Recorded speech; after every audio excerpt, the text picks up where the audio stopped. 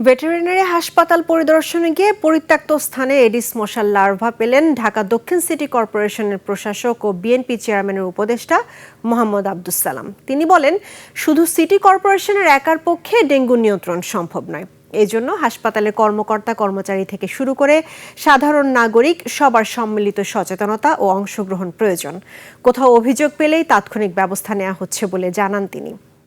আরিফুল ইসলামকে সাথে নিয়ে শফিকুল ইসলামের রিপোর্ট। প্রশাসক নিজেই বের হলেন রাজধানীর ভেটেরিনারি হাসপাতাল পরিদর্শনে। সেখানে এডিস মশার লার্ভা দেখতে পেয়ে প্রতিষ্ঠানের কর্মকর্তাদের বিরুদ্ধে ব্যবস্থা নেওয়ার নির্দেশ দেন তিনি।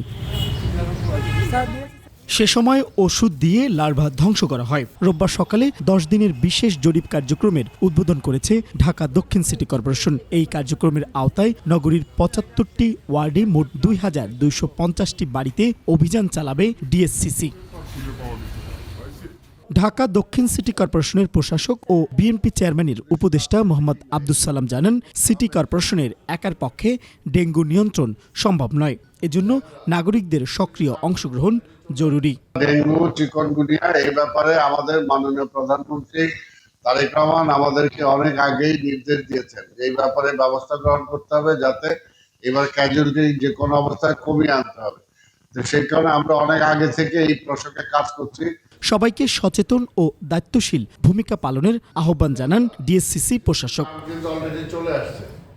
শফিকুল ইসলাম, 21 টেলিভিশন, ঢাকা।